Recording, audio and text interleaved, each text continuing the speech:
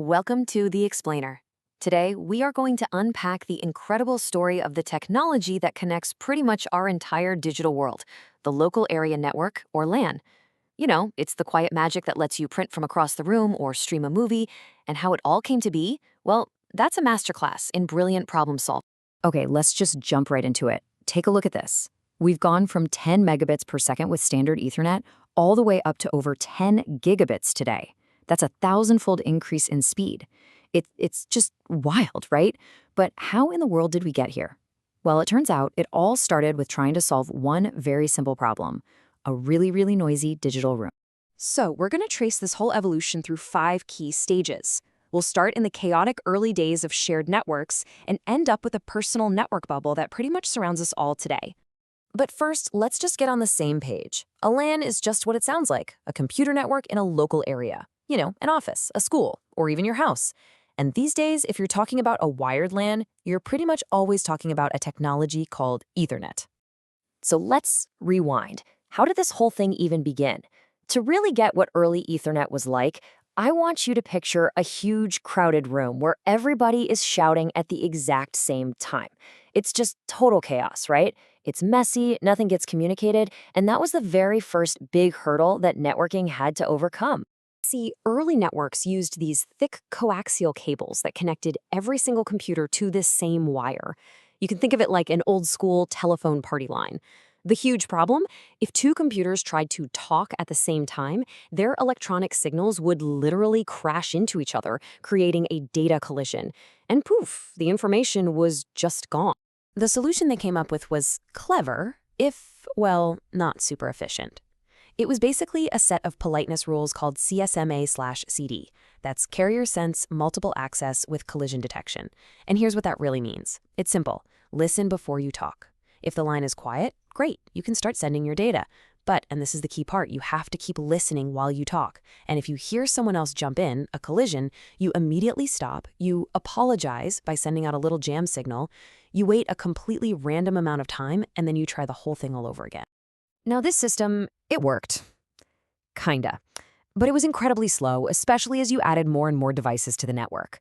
That noisy room just kept getting louder, and data collisions were happening constantly. There absolutely had to be a better way to manage the conversation. So how do you fix a loud, crowded room? You don't just ask people to be more polite. No, you build smaller, private rooms. And in the world of networking, these private rooms were created by two hero devices: bridges, and then the real game changer, switches. And this slide right here shows you everything you need to know. An older device, a hub, was basically just a megaphone. It heard data come in one port and it just shouted it out to every other device on the network, keeping that loud room problem very much alive. A switch, on the other hand, is like a super smart postal worker. It looks at the destination address on each packet of data and creates a private direct link just between the sender and the receiver. And this is the most crucial takeaway. Switches completely eliminated the collision problem, period. Instead of one giant, chaotic mess of a collision domain, a switch creates a tiny, dedicated, collision-free lane for every single device plugged into it. It was like giving every single conversation its own private, soundproof room. And because these links were now private, it enabled something incredible called Full Duplex Ethernet. Think of it like this. We just upgraded a single-lane road to a multi-lane, two-way highway. Data could now be sent and received at the exact same time, effectively doubling the potential bandwidth. And all those old polite CSMA/CD rules, we didn't need them anymore. They became totally obsolete. Okay, so with the chaos of collisions finally tamed, engineers could now focus on the next big challenge: pure, raw speed. The conversations on the network were quiet and orderly, but now we needed them to be faster, like way, way faster. And the pace of innovation here was just breathtaking. In 1995, fast Ethernet came along and boosted speeds by 10 times to 100 megabits per second. But then, just 3 years later, we saw another tenfold leap. Gigabit Ethernet arrived on the scene. 1 gigabits per second. That's a billion bits of data flying through a wire every single second. It was a monumental achievement. But the real question was, how could you possibly deliver that kind of incredible speed using the standard copper cables that were already inside the walls of every office building? The solution was nothing short of an engineering marvel. Gigabit Ethernet uses all 4 pairs of wires inside a standard cable, and it sends data in both directions on each pair, all at the same time. It's like turning that 2-lane highway into an 8-lane superhighway. Then they added a super clever encoding technique called 4D PAM5 to squeeze an absolutely enormous amount of data through those wires. Just brilliant. But, our hunger for connectivity wasn't just limited to wires. We wanted to be free to cut the cord. And so the same principles, managing a conversation, avoiding chaos, now had to be applied to the invisible world of radio waves. So how did they do it? How did engineers solve all these same problems for Wi-Fi? I mean, how do you possibly create an orderly conversation when the room is literally the air all around us and everyone is trying to shout at once? Well, wireless networks get organized into something called a basic service set, or BSS. And there are really 2 main flavors. You've got an ad hoc network, where devices talk directly to each other, kind of like a small private group chat. But what's way more common is infrastructure mode, where a central wireless access point acts like a traffic cop or a meeting moderator, managing the entire conversation for everyone.